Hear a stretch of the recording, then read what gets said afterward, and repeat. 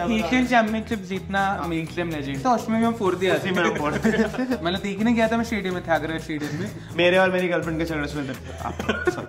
Hi guys, welcome to the new episode of the Mark podcast. और आप देख रहे हो सार्थक और मैंने रोहित विराट की फोटो हटा दी क्योंकि आज जब हम ये शूट कर रहे हैं तो इंडिया न्यूजीलैंड से पूरी तरह टेस्ट सीरीज में पिल रहा है और आई थिंक दूसरा मैच हार गए, तो हम टेस्ट सीरीज हार गए हैं। और 13-14 साल बाद हम होम टेस्ट सीरीज हारने वाले हैं। 12 साल हो गए भाई, लास्ट इंग्लैंड से हारते हैं 2012 में। हाँ, तो 12-13 साल, राइट। और सार्थक यार, जनरली ये साल apart from the T20 world cup Indian sports के लिए डिसअपॉइंटिंग ही रहा है। It's not just cricket but Olympics में भी इतने सारे डिसअपॉइंटमेंट्स। मतलब आई थिंक ओलंपिक्स में तो हमने आई थिंक 4th प्लेस पे आने का रिकॉर्ड ही बना दिया।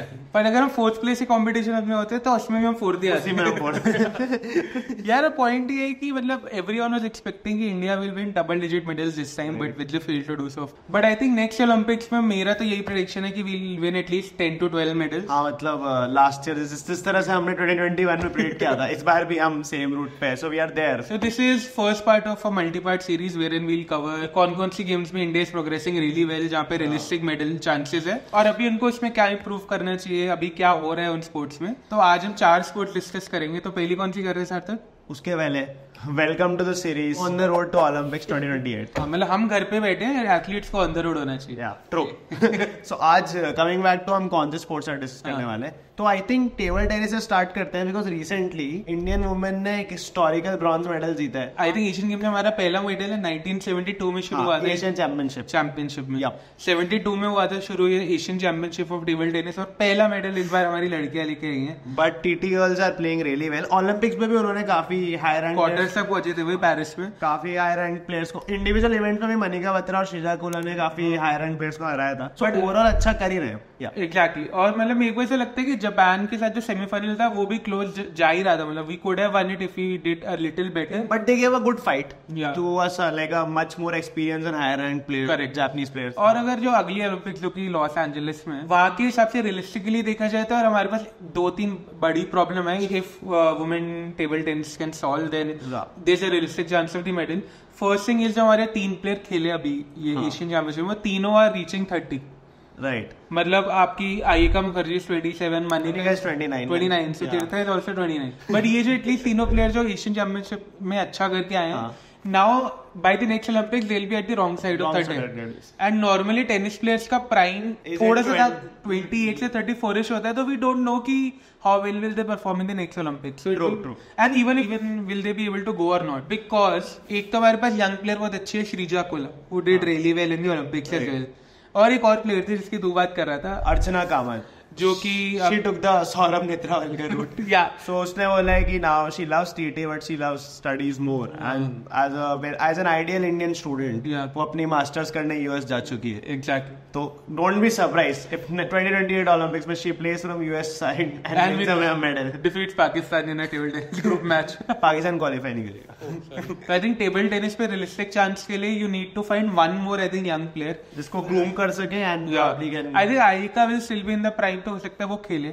मनिका का आई डोंट नो, मतलब but Manika is really focused on her fitness and she is the one who has improved a lot. So I think I would still place my bet on Manika playing 2028 Olympics in her prime.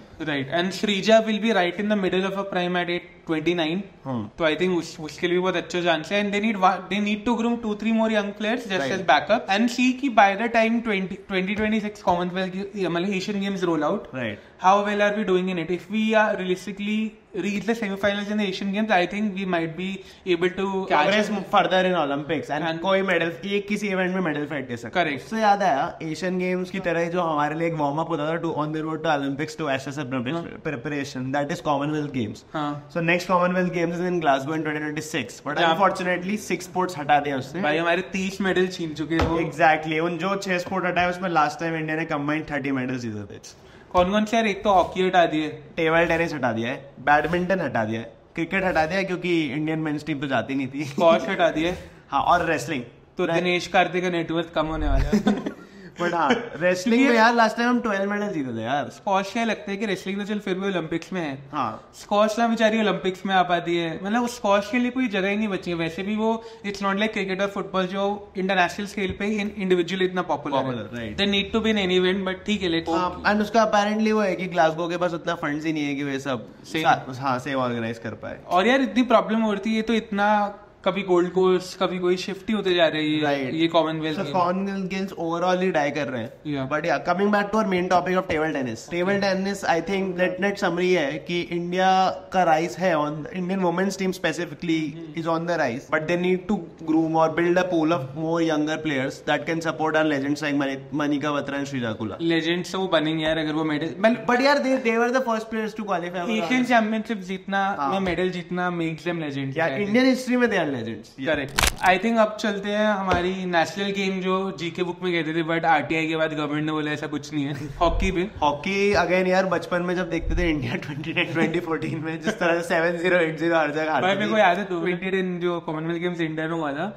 हमने England को semis में हराया था penalty shoot out में, और तो वैसे पागल होते कि फाइनलिस्ट गोल्ड जीतेंगे और ऑस्ट्रेलिया ने 8-0 फाइनल में हराया था। बहुत ही बुरा, वो इतनी बुरी स्ट्राइकिंग मेमोरी है। मैं वो लाइव मैच देख रहा था, मतलब देखने गया था मैं स्टेडियम में था, आगरा स्टेडियम में, और इतना मेरे को बुरा लगा था वो सो फुल के हम फाइनल जीतेंगे। फिर हम लंदन ओलंपिक्स क्वालीफाई भी नहीं किए। नहीं हमने लंदन किया था, हमने बीजिंग नहीं करा था। लंदन ओलंपिक्स से गए थे हम, 8th आए थे। हाँ लास्ट आए थे, सॉरी लंदन ओलंपिक्स लास्ट आए थे। 2016 में भी हमने कुछ खास नहीं करा, तो बट आखिरी दो ओलंपिक्स है जो Indian hockey is back on the rise and Sreejesh जो रिटायर होते होते एकदम, आई थिंक जब से सुनील तनेजा कमेंट्री पे आए हॉकी टीम को लगा इसके लिए ही जीत रहे हैं भाई। हाँ तो आई थिंक सबसे इम्पोर्टेंट है for Indian hockey team to win a gold medal 2028 Olympics, Sunil Taneja should continue his commentary. हाँ मतलब वो आई थिंक कबड्डी लीग से खींच के लिए कि करो कमेंट्री वाले हम तभी जीतेंगे, जब तक बोलोगे नहीं टूटा है नीदरलैंड का गवर्नमेंट टूटा है, जर्मनी का गवर्नमेंट टूटा है, ऑस्ट्रेलिया का गवर्नमेंट, तब तक हम रुकेंगे नहीं। बस सुनील तनेजा साहब बोलते रहिए। हाँ मेरे को लगता है उनको हर उस स्पोर्ट में जाना चाहिए जहाँ इंडिया स्ट्रगल कर रहा है। तो next test series Sunil Taneja साहब आपको आना चाहिए।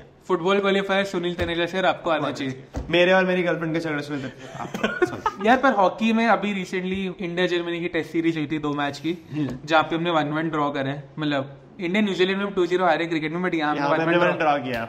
और 1-1 ड्रॉ करके भी हम क्यों हारे, क्योंकि स्कोर 5-5 था आफ्टर 2 गेम्स क्यूमुलेटिव, तो शूट आउट में मारा। I think we played really well यार, मतलब एंड सबसे बड़ा वॉइड जो कि सबको लग रहा था कि like who will step into the shoes of the great mighty legendary Sreejesh, ओ मेरे को लगा Sunil Taneja commentary coming to players now commentators बाद में श्रीजेश। हाँ तो आई थिंक उनकी जगह जो खेले अभी कृष्णा पाठक, he has done really well. Yeah. It's very difficult to fill in the shoes of someone like Shrijesh.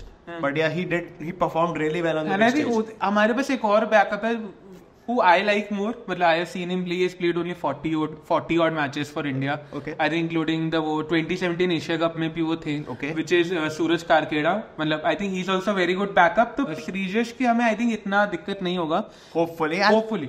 But मेरे को जो लगता है major issue Indian hockey team को अगले 2-3 साल में होने वाला है, वो होने वाला है डिफेंस को रिप्लेस करना। Right. Rohidas is 31, Jarmanpreet is 27, he'll be 31 by the time, and Harman is also 28 and he has थोड़ा सा उसने हिंट कर रहे हैं कि वो अगले ओलंपिक्स शायद ना खेले, तो पूरी डिफेंस को हमें रिवैम्प करना है। राइट। साथ ही साथ हम हरमनप्रीत में एक ऐसा बहुत अच्छा ट्रैक फ्लिकर ढूंढ रहे हैं, मतलब अगर वो हरमनप्रीत नहीं होगा तो ट्रैक फ्लिक कौन करेगा। बट इफ यू सी कि ओलंपिक्स में भी Harmanpreet performed really well as drag flick, but if you talk about the conversion rate and depending on Harmanpreet, हमारे पास एक ही ट्रैक फ्लिकर है, that is Harmanpreet. Correct. And बाकी कंट्रीज में had a better conversion rate than India. या अभी recent India Germany में हमने इतने पेनल्टी कॉर्नर चांसेस मिस किया, हरमनप्रीत ने तो पेनल्टी स्ट्रोक मिस कर दिया। राइट। तो his conversion rate is also dying down and we are trying to find at least 1 or 2 new drag flickers. I think Harman ने रिसेंटली इंटरव्यू में बोला, और जो सेकंड मैच में भी हुआ कि वो वरुण और संजय को बहुत ज्यादा चांस दे रहे हैं, वरुण कुमार और संजय। सो दैट इज, मेरे को ये चीज बहुत अच्छी लगी कि अनलाइक क्रिकेट जहाँ 35 होके भी खेलते